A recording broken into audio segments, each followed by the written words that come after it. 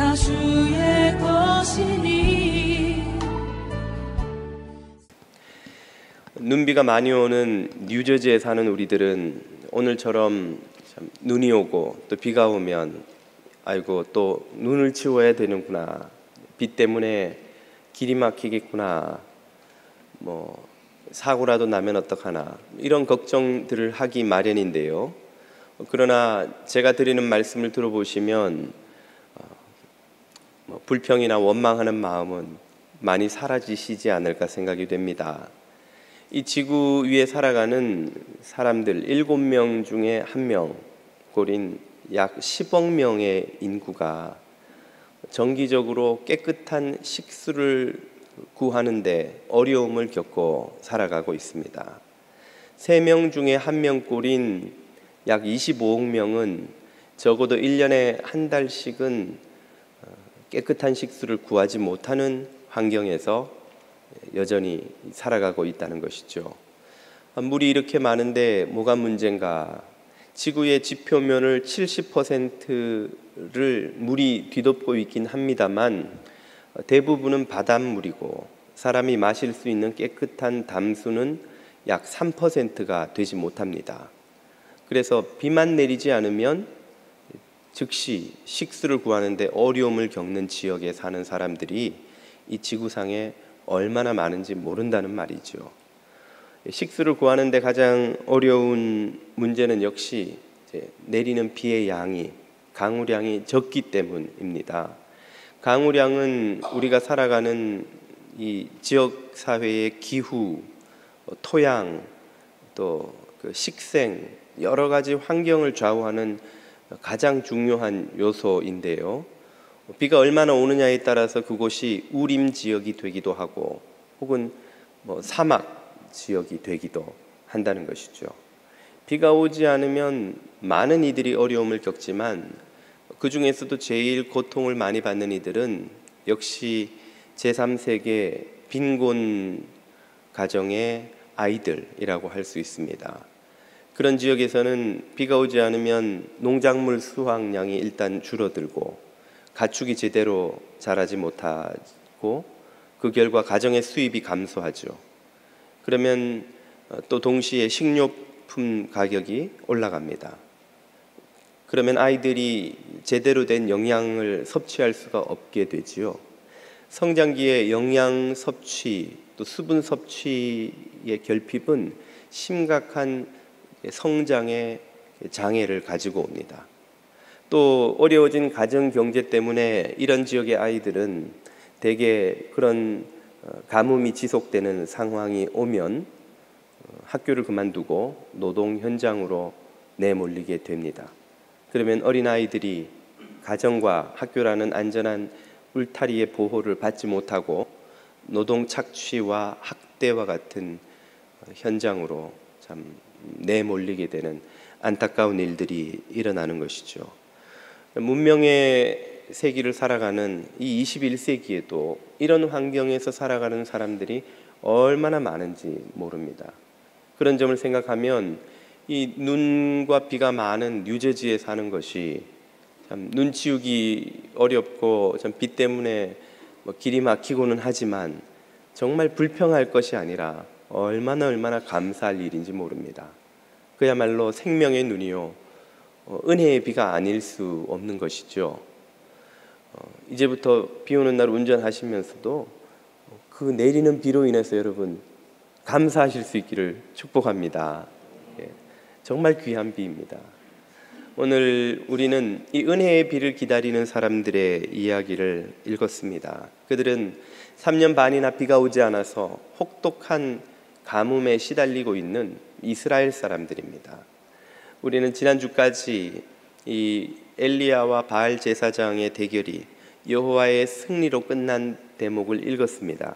오늘은 그 일이 끝난 직후 엘리야의 기도로 이제 비가 내리는 장면을 함께 읽었는데요. 가뭄과 흉년으로 신음하던 이 이스라엘 사회에, 이 이스라엘 땅에 이 3년 반 만에 내리는 비가 얼마나 반가운 단비요 고마운 은혜의 비였겠습니까?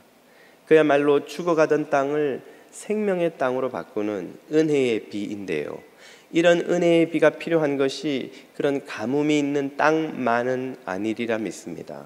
오늘 이 땅을 살아가는 저와 여러분의 메마른 영혼, 힘겨운 가정, 지친 일터에서도 이런 하나님의 은혜의 비가 필요하리라 믿습니다. 우리도 은혜의 비로 인해서 적셔지는 일들이 필요하다는 것이죠. 은혜의 비는 인간의 자구책이 할 수 없는 많은 일들을 합니다. 인간의 스스로의 노력으로 이룰 수 없는 구원의 역사를 일굽니다. 비가 오지 않으면 사람들은 어떻게 합니까? 미리 저수지를 만들어 물을 저장하고 물길을 만들어 보고 다른 곳에서 물을 퍼오거나 빼오거나 실어오는 여러 가지 노력을 해서 밭을 논을 살리려고 애를 써봅니다만 거북이 등처럼 쩍쩍 갈라진 곳에 그렇게 퍼온 물을 부어 보아야 밑 빠진 독에 물 붓기나 다름없는 것이죠. 그런 땅을 살리는 유일한 길이 있다면 하늘의 문이 열리고 은혜의 비가 쏟아지는 것입니다. 비가 오면 문제가 해결되는 거예요. 비가 오면 그 누렇게 죽어가던 땅이 푸르르게 살아나는 생명의 땅으로 바뀝니다. 우리 삶의 문제들도 우리가 해결해 보려고 이런저런 고민을 해보고 머리를 짜보고 사람들을 만나 상담을 받아보고 이런저런 도움을 찾아 쫓아다녀 보아도 해결되지 않는 많은 문제들이 하늘문이 열리고 은혜의 비가 쏟아지면 해결되는 줄로 믿습니다. 우리의 삶도 은혜의 비가 필요한 거예요. 우리의 삶도 우리의 메마른 영혼을 적시고 우리의 지친 마음을 살리고 쓰러진 일꾼들을 일으켜 세우는 하늘로부터 쏟아지는 은혜의 비가 필요한 거예요. 저와 여러분의 삶 속에 이런 은혜의 비가 쏟아지는 역사가 시작되기를 축복드립니다. 그런 은혜의 비는 누가 주십니까? 오직 하나님이 주시죠. 그렇기 때문에 은혜의 비를 원하는 이들은 하나님께 간구함으로 나아가야 합니다. 하나님은 우리에게 비를 더욱 부어주기를 원하시는 분입니다. 그것을 막는 것은 오직 우리들의 죄의 악 때문이죠. 그 사실을 우리가 엘리야와 바알 제사장의 대결을 통해 잘 살펴보았습니다. 그 죄악을 하나님 앞에 다 내어버리고 나아가 간구할 때에 우리가 기억해야 할 것이 무엇인지 오늘 본문은 우리에게 깨우쳐 줍니다. 하나님께 은혜의 비를 구하면서 기도하는 이들이 명심해야 할 그 첫 번째 비밀은 그 간구는 하나님의 약속을 붙들고 하는 것이어야 한다는 점입니다. 엘리야는 지금 기도를 시작하기 전에 이미 비가 오리라는 것을 확신하고 있습니다. 그 대목을 41절에서 보십시오. 엘리야가 아합에게 이르되 올라가서 먹고 마시소서 큰 비소리가 있나이다. 아마도 아합은 악한 왕이었지만 그래도 왕이었기 때문에 오랫동안 오지 않는 비, 내리지 않는 비로 인해서 금식을 하며 그 비가 오기를 구하는 기도를 하고 있었을지도 모릅니다. 그런데 그렇기 때문에 엘리야가 그에게 이제는 금식을 그만두고 먹고 마시라는 거예요. 기뻐하며 즐거워하라는 거예요. 왜? 비가 올 것이기 때문입니다. 비가 올 거기 때문이에요. 아직 엘리야는 기도를 시작하지도 않았는데 비가 오리라는 것을 어떻게 확신하고 있습니까? 그 답은 18장 초반부로 거슬러 올라가 봐야 알 수 있죠. 18장 1절로 가보면 이렇게 나옵니다. 많은 날이 지나고 제3년에 여호와의 말씀이 엘리야에게 임하여 이르시되 너는 가서 아합에게 보이라 내가 비를 지면에 내리리라. 이 말씀을 엘리야가 이미 들었던 거예요. 엘리야가 어떻게 비가 오리라는 것을 확신하고 기도를 시작할 수 있었습니까? 하나님이 비를 주시겠다는 약속의 말씀을 이미 해 주셨기 때문에 그런 거예요. 그 약속의 말씀을 갖고 엘리야는 확신과 담대함 가운데 기도를 시작합니다. 바로 이것이 우리 개신교인들, 기독교인들의 기도의 가장 두드러지는 특징이라고 할 수 있습니다. 타종교인들도 기도하고 신앙이 심지어 없는 무신론자들도 사실은 마음으로 늘 기도하며 살아갑니다. 그러나 그들의 기도와 우리의 기도가 다른 것은 무엇입니까? 우리는 답을 주시는 분의 약속을 이미 받고 시작한다는 점에서 다른 것이죠. 생각해 보십시오. 3년 반 동안 비가 오지 않았습니다. 엘리야 말고도 숨겨놓은 7천인이 또 있었다 했고, 많은 쫓겨다니던 여호와의 제사장들, 선지자들, 예언자들이 그 나라를 위해 기도하지 않았겠습니까? 비를 달라고 기도한 사람이 과연 아무도 없었을까요? 하지만 그들의 기도는 3년 반 동안 응답되지 않았습니다. 왜인가요? 하나님이 비를 주시겠다는 약속을 한 적이 없었거든요. 그들은 약속이 없는 기도를 드리고 있었던 거예요. 오늘날 이 땅을 살아가는 수많은 사람들이 약속이 없는 기도를 드립니다. 그저 자신의 바램을 그 누군가에게, 그 어떤 신행가에게, 그 어떤 대상에게 간절히 호소하면 혹시 이루어지지 않을까? 마치 로또 맞는, 로또를 기다리는 심정으로 되면 좋고 안 되면 그만이고, 뒷마당에 정화수를 떠다 놓고 간절히 새벽마다 손이 닳도록 빌면 천지신명 중 누구라도 하나 나한테 나를 불쌍히 여겨서 들어주지 않을까 하는 마음으로 기도한다는 거예요.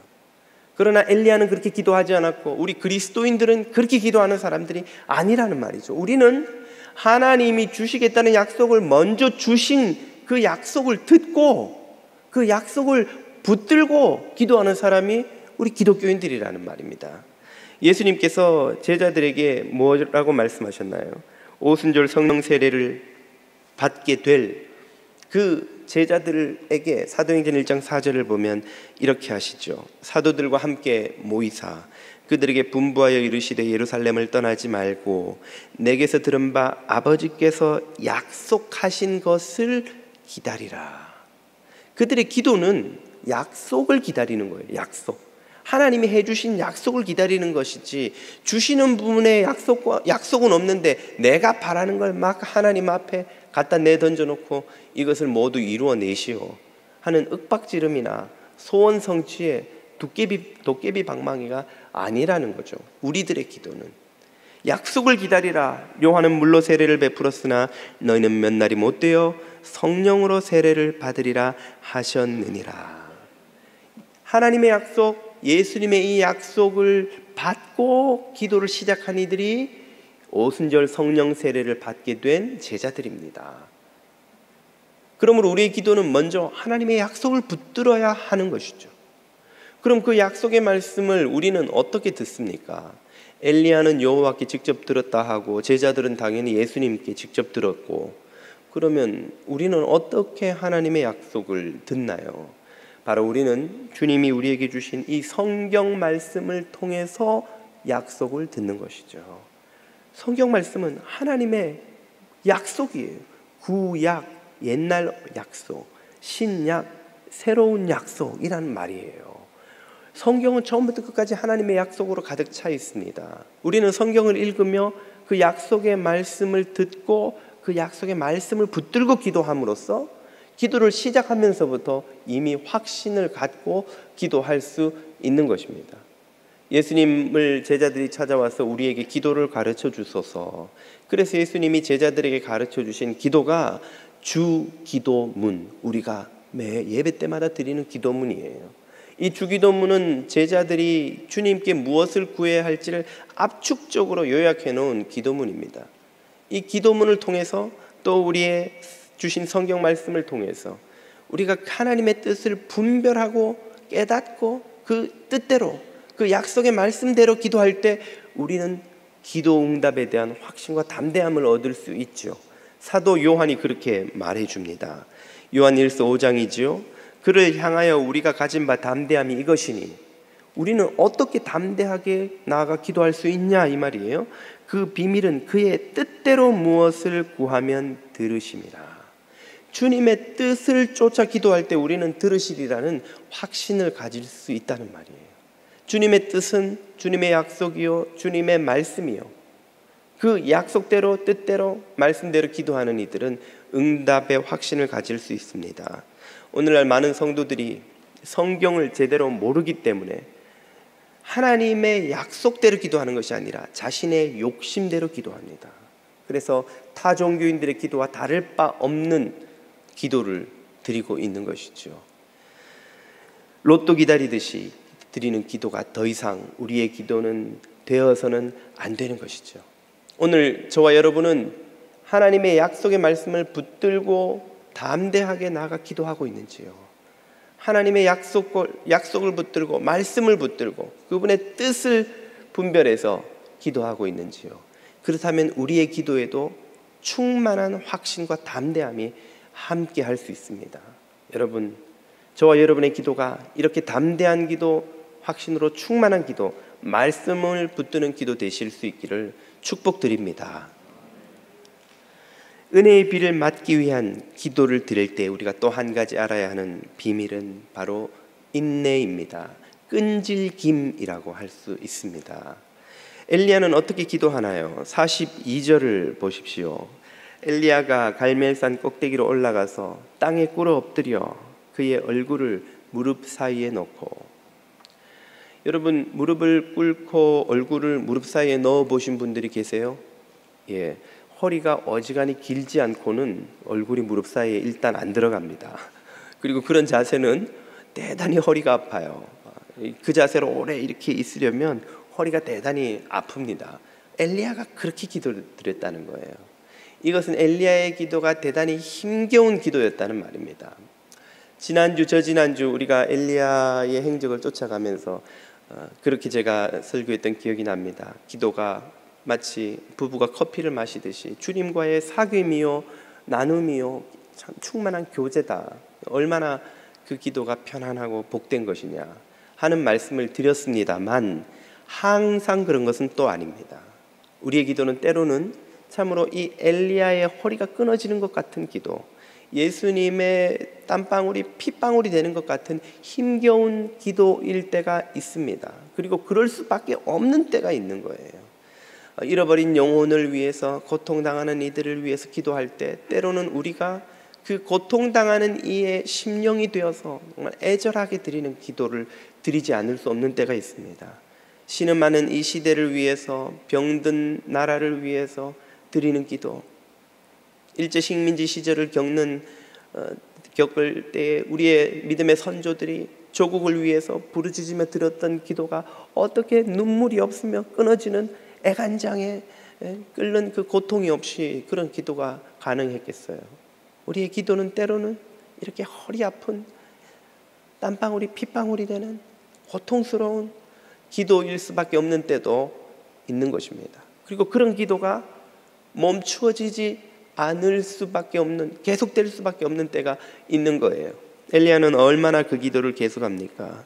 43절, 그의 사환에게 이르되 올라가 바다 쪽을 바라보라. 그가 올라가 바라보고 말하되 아무것도 없나이다. 이르되 7번까지 다시 가라.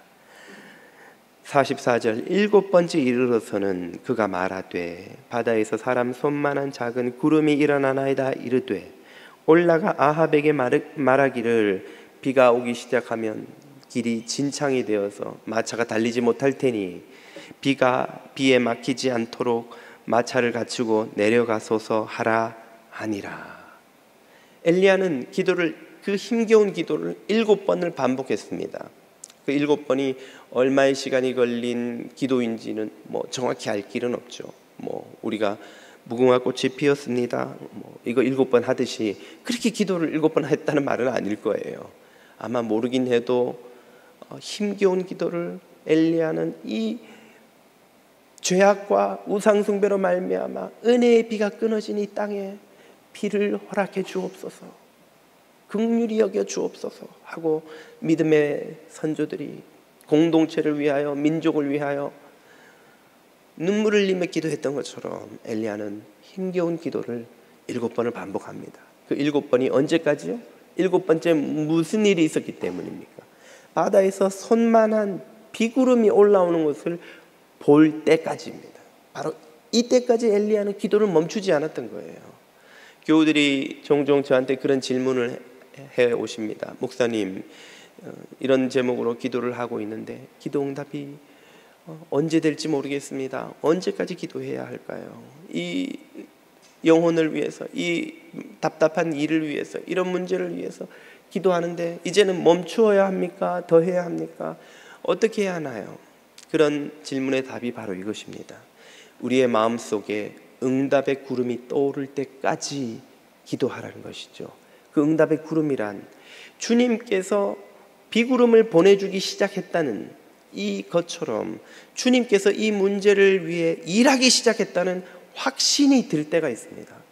염려와 근심, 고통과 슬픔을 안고 시작한 기도가 어느 순간인가 자신도 모르게 말할 수 없는 평안의 구름과 말할 수 없는 기쁨의 구름, 희열의 구름이 떠오르면서 하나님께서 이 문제를 다루기 시작하셨다는 확신으로 마음에 떠오를 때가 있어요.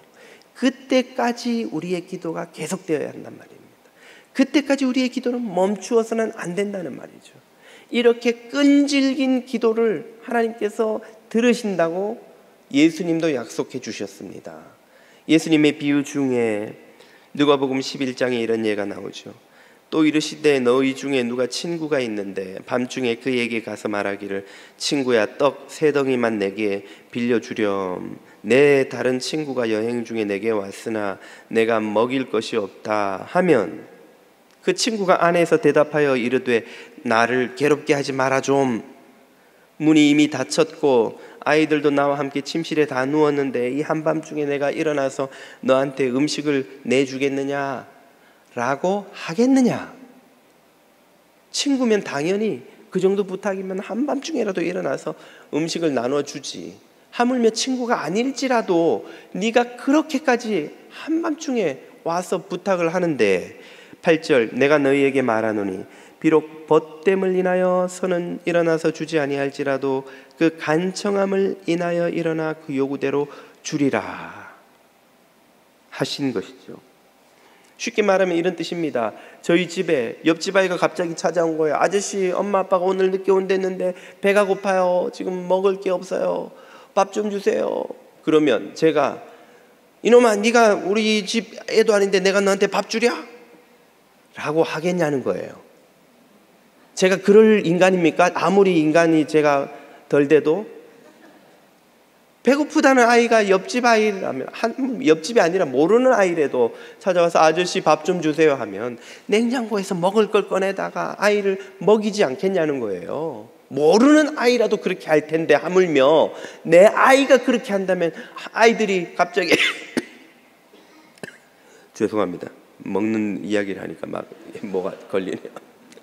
내 아이가 배고프다고 엄마 배고파요 아빠 배고파요 하는데 어떤 부모가 그 달라고 간청하는 자녀에게 먹을 걸 주지 않겠냐는 거예요. 하물며 하늘에 계신 우리의 하나님 아버지께서 자녀들이 아버지에게 나와 이렇게 간절히 간구하는데 필요한 것을 가장 좋은 것을 성령을 주시지 않겠느냐는 거예요. 반드시 주신다는 거예요. 그런 하나님을 믿고 인내하고 끈질기게 기도하라는 것이죠.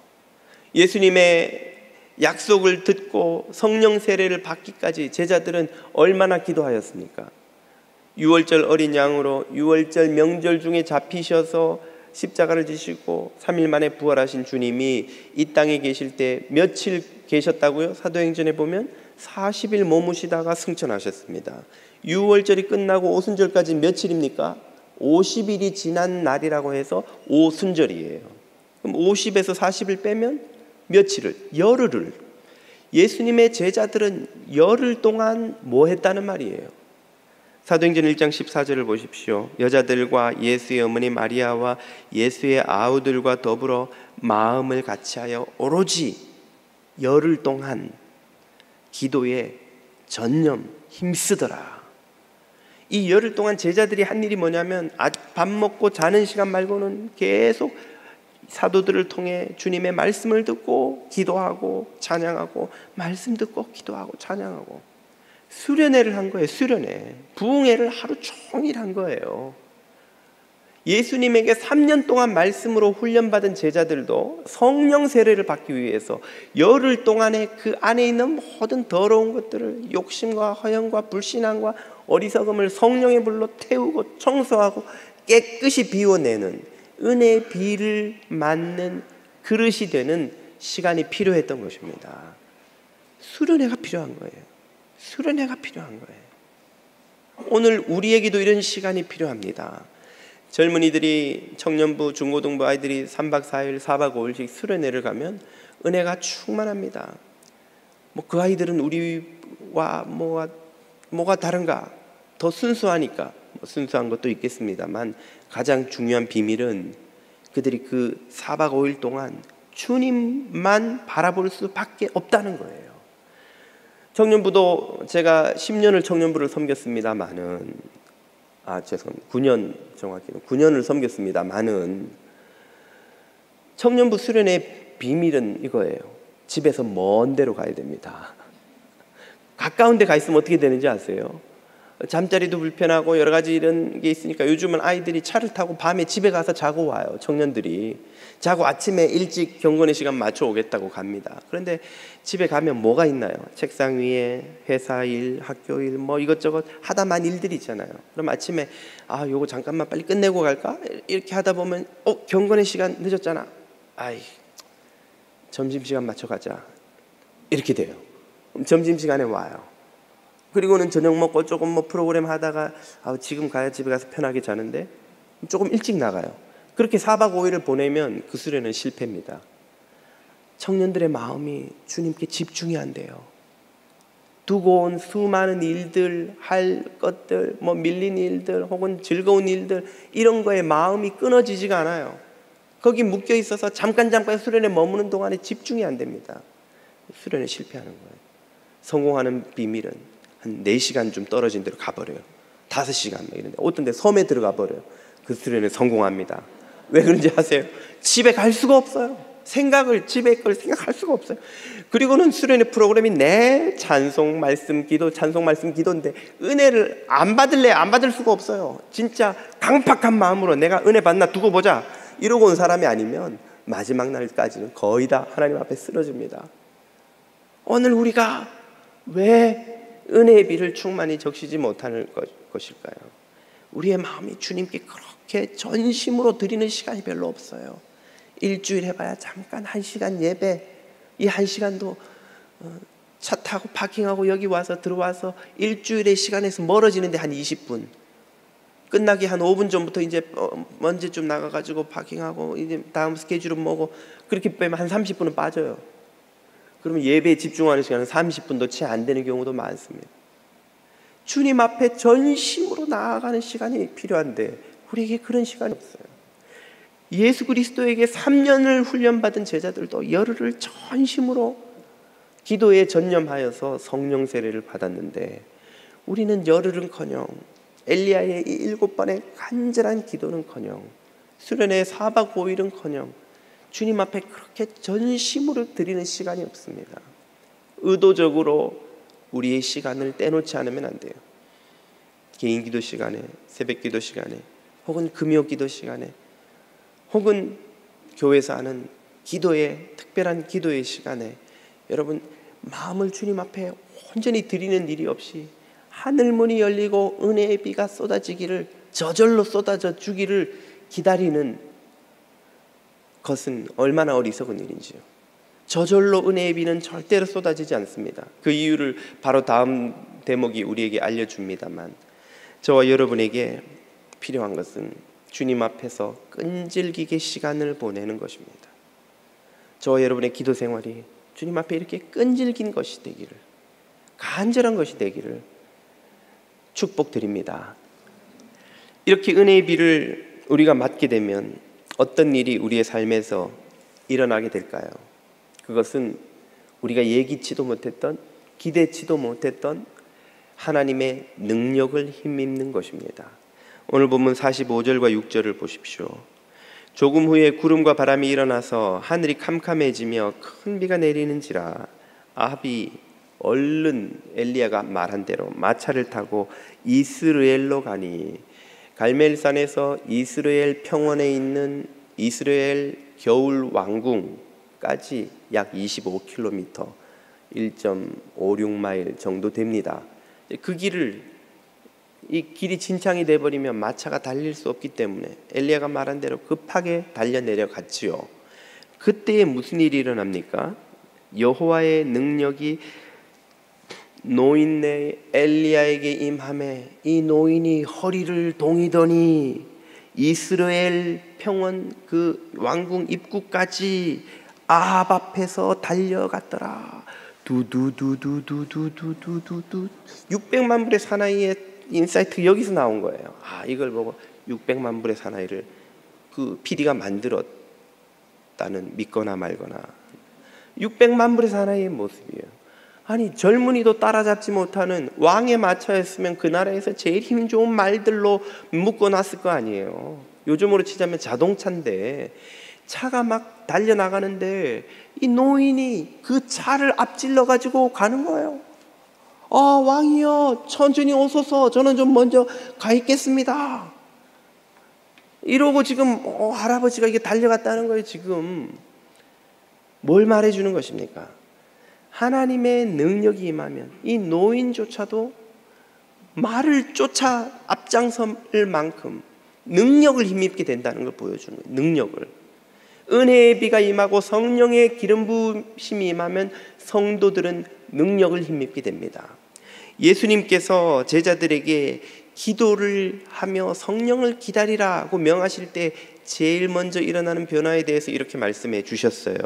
1장 8절 사도행전, 오직 성령이 너희에게 임하시면 너희가 권능을 받고, 파워를 받고, authority, 권세, 권위를 얻게 되고, 그 권능으로 말미암아 예루살렘과 온 유대와 사마리아와 땅끝까지 이르러 내 증인이 되리라 하시니라. 아멘. 그 권능은 우리가 얼마나 예수 잘 믿는지를 자랑하기 위해서, 우리가 얼마나 기도 많이 하는지를 자랑하기 위해서, 우리가 사람들에게 불 받아라 하면 뒤로 막 쓰러지는 그런 기적을 일으키기 위해서 필요한 것이 아니라 예루살렘과 온 유대와 사마리아와 땅끝까지 이르러 그리스도의 증인되기 위한 권능인 거예요. 증인되기 위한. 여러분, 증인되는 일은 대단히 어려운 일입니다. 왜인가요? 여기 사고가 났는데 저 사람이 이 사람을 해쳤습니다. 그걸 법정에 가서 증언하려면 어떻게 해야 돼요? 그 가해자와 원수가 될 각오를 해야 돼요. 게다가 그 가해자가 조직폭력배이기라도 하면 어떻게 합니까?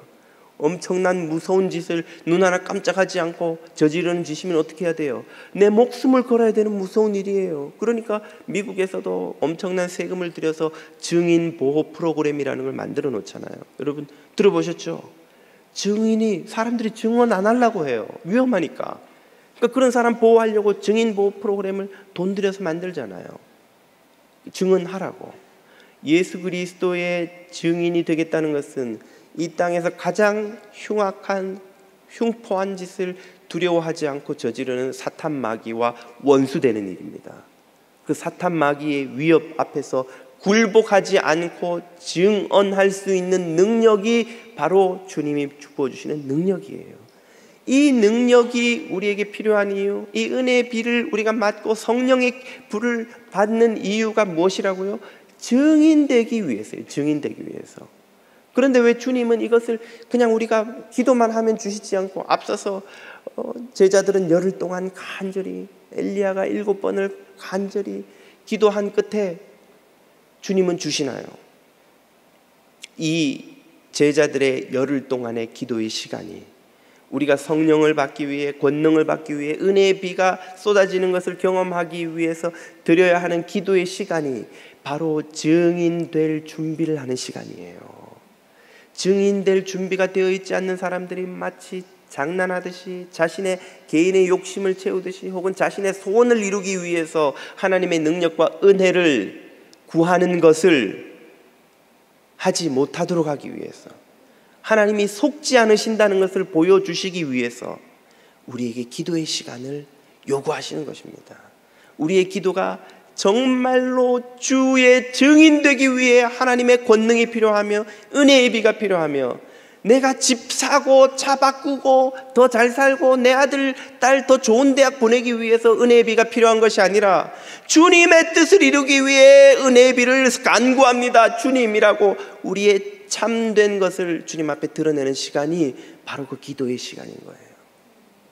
증인될 생각이 없는 이들은 잠시 그런 기도 시작했다가 그만둘 것을 주님은 너무도 잘 아시기 때문에, 주님은 우리에게 속지 않으시기 때문에 그저 지나가는 마음으로 한번 해보는 기도, 부흥회 때 한번 들뜬 마음으로 잠시 드리는 기도에 주님이 즉시 답하지 않으시는 이유가 이것입니다. 여러분은 여러분의 소중한 것을, 그것을 가치를 모르고 그저 장난으로 욕심으로 요구하는 이에게 주겠습니까?